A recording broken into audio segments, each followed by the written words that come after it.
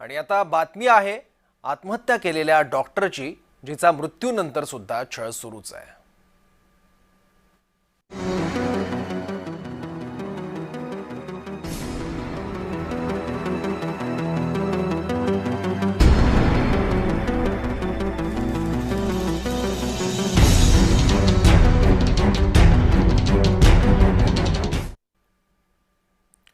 जीव वाचवणाऱ्या डॉक्टरांकडे हॉस्पिटलमधला प्रत्येक चेहरा माणसातला देव म्हणूनच बघतो। त्यामुळे कुटुंबातील एखादी व्यक्ती डॉक्टर बनते तेव्हा अवघं घर समाधान पावतं। त्यातही ती डॉक्टर जर मुलगी असेल तर आईबापाचा आनंद काय सांगावा। बीडमधली एक तरुणी सगळे अडथळे पार करत डॉक्टर बनली आणि पैशाच्या मागे न धावता सरकारी रुग्णालयात ग्रामीण भागात काम करायला लागली। पण तिच्या आजूबाजूच्या व्यवस्थेनं असं काही जाळं टाकलं की ही तरुणी त्यातून बाहेरच येऊ शकली नाही। तिने थेट गळफास जवळ केला। ऐन दिवाळीत घडलेल्या या घटनेने अवघा महाराष्ट्र आधी हादरला आणि नंतर संतापला। आणि या संतापाचं कारण होतं तरुणीने आपल्या हातावर लिहिलेली सुसाईड नोट। या नोटमध्ये या तरुणीने एका पोलीस अधिकाऱ्यावर बलात्काराचे आरोप केले आणि आणखी एका तरुणावर दबाव टाकल्याचे आरोप केले होते। पण आत्महत्येच्या काही दिवस आधी या तरुणीने पोलिसांच्या विरोधात एक तक्रार केली। त्या तक्रारीचं स्वरूप समोर आल्यानंतर मात्र या प्रकरणाला आणखी वेगळं वळण लागण्याची शक्यता निर्माण झाली आहे। कारण या तक्रारीने एकीकडे सातारा पोलिसांवर प्रश्न उपस्थित केले तर दुसरीकडे पोलीस आणि राजकीय नेत्यांच्या संगनमतावरही प्रश्न उपस्थित झाले। या संपूर्ण प्रकरणात महिला आयोगाच्या अध्यक्षांनी घेतलेली एक पत्रकार परिषद वादाचं नवं वादळ घेऊन आली। कारण महिला आयोगाच्या अध्यक्षांनी माहिती देण्याच्या नादात महिलेचं चारित्र्य हनन केल्याचा आरोप विरोधकांनी केलाय। बघूयात या प्रकरणात नेमकं काय काय घडतंय।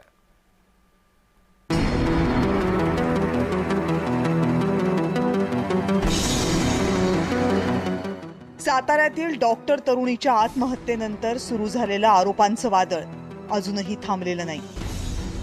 या तरुणीनं आत्महत्या करताना ज्या दोन व्यक्तींची नावं लिहिली होती त्या दोघांनाही अटक करण्यात आली आहे। पण मृत्यूच्या काही दिवस अगोदर या डॉक्टर तरुणीनं सातारा पोलिसांकडे एक तक्रार केली होती।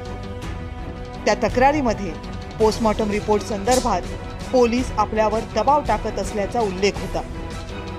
शिवाय खासदारांच्या पीएचाही उल्लेख होता। याच तक्रारीमुळे या मृत्यू प्रकरणी भाजपचे माजी खासदार रणजितसिंग निंबाळकर यांच्यावर आरोप व्हायला लागले। कुणाच्या जीवावर उड्या मारतात रणजितसिंह नाईक निंबाळकर? देवेंद्र फडणवीसांच्या। आणि देवेंद्र फडणवीस सांगणार की मी यांना क्लीन चिट देतोय। कोणत्या आधारावर क्लीन चिट दिली त्यांनी? काय त्यांनी या सगळ्या एफआयआर बघितल्या का? अरे एका दिवशी 14 एफआयआर दाखल झाल्यात। कोण पोलीस अधिकारी आहे ते? तो महाडिक कोण आहे? तो राहुल धस कोण आहे? बदने कोण आहे? जायपात्रे कोण आहे? हे सगळे पोलीस अधिकारी। तुम्ही म्हणता ना की बीड मधले पोलीस अधिकारी एकाच ठिकाणी ठेवले जातात। फलटण मध्ये काय चाललंय? निंबाळकरांवर झालेल्या आरोपांनंतर देवेंद्र फडणवीसांनी साताऱ्यातल्या एका जाहीर कार्यक्रमात त्यांना क्लीन चिट दिली। काहीही कारण नसताना या ठिकाणी रणजित दादांचं, सचिन दादांचं नाव याच्यात घुसवण्याचा प्रयत्न करण्यात आला। या महाराष्ट्राला देवाभाऊ माहिती आहे। एवढीशी जरी शंका असते प्रोग्राम रद्द करून या ठिकाणी आलो नसतो। अशा बाबतीमध्ये विपक्ष पाहत नाही, व्यक्ती पाहत नाही, राजकारण पाहत नाही। जिथे माझ्या लहान भगिनीचा विषय आहे तिथे कुठलंही कॉम्प्रोमाइज मी करत नाही। दुसरीकडे महिला आयोगाच्या अध्यक्षा रुपाली चाकणकर यांनी एका पत्रकार परिषदेमध्ये त्या आत्महत्येच्या दिवशी नेमकं काय काय घडलं याची विस्तृत माहिती दिली। शिवाय या तरुणीच्या कॉल रेकॉर्डचीही माहिती दिली। जानेवारी ते मार्च महिन्यापर्यंत गोपाळ बदने यांच्याबरोबर कम्युनिकेशन आहे। त्याच्यानंतर संबंधितांचं त्यांच्याबरोबर कोणतंही कम्युनिकेशन नाही। त्यानंतर प्रशांत बनकर यांच्याबरोबर कम्युनिकेशन आहे। ज्या दिवशी घटना घडली त्याच दिवशी लक्ष्मीपूजनचा दिवस होता आणि त्या अनुषंगाने प्रशांत बनकर यांच्या घरी डॉक्टर ह्या दिवाळी साजरी करण्यासाठी लक्ष्मीपूजन करण्यासाठी होत्या। फोटो काढण्यावरून फोटो नीट आले नाहीत यावरून त्या दोघांमध्ये वाद झाले। त्याच्यानंतर त्या लॉजवरती राहायला गेल्या आणि त्यांच्यामधले जे कम्युनिकेशन आहे ते रात्रभर त्यांनी प्रशांत बनकरला मेसेज केलेले आहेत। प्रशांत बनकर याचा मोबाईल बंद होता आणि त्या अनुषंगाने हा वाद झालेला आहे।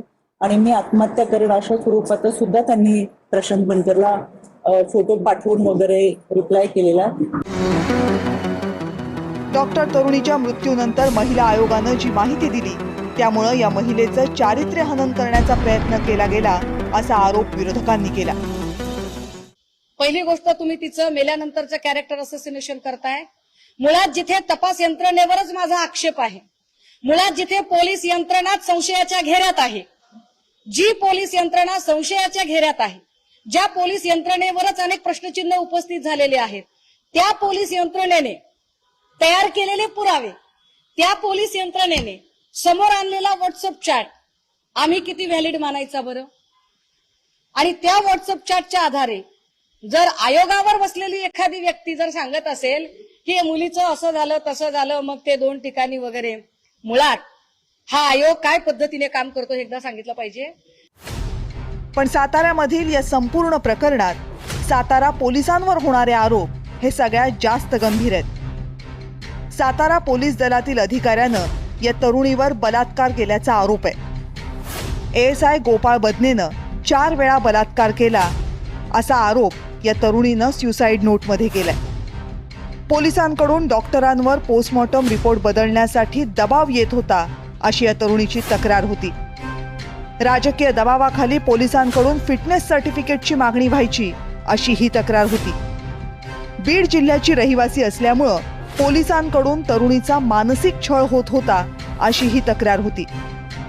रात्रीच्या वेळी कैदी तपासणीसाठी आणून आपला छळ केला जातो असंही या तरुणीनं म्हटलं होतं. वरिष्ठ पोलीस अधिकाऱ्यांकडून तरुणीच्या या तक्रारींची वेळीच दखल घेतली गेली नाही असाही आरोप होतोय. तिथे रेंटेड हाऊस होतं, ते सोडून ती एका रूमवर गेली. ती जाताना CCTV आहे, तिने स्वतःहून बुक केलेलं दिसत आहे. त्या दिवसभर म्हणजे तिची बॉडी भेटेपर्यंत आणि ती त्या रूममध्ये आतमध्ये जाईपर्यंत या मधल्या काळात पूर्ण CCTV ऑन होते. त्याचा DVR आम्ही जप्त केलेला आहे. त्याचा बघितलं असता कोणतीही संशयास्पद हालचाल तिथे दिसलेली नाही. तरी परंतु ती लॉजवर किंवा हॉटेलवर का गेली या गोष्टीचा पूर्ण तपास करण्यात येईल. साताऱ्यातल्या या प्रकरणात डॉक्टर महिलेनं आरोप केलेल्या व्यक्ती या तिच्या वैयक्तिक आयुष्याशी आणि व्यावसायिक आयुष्याशीही संबंधित होत्या.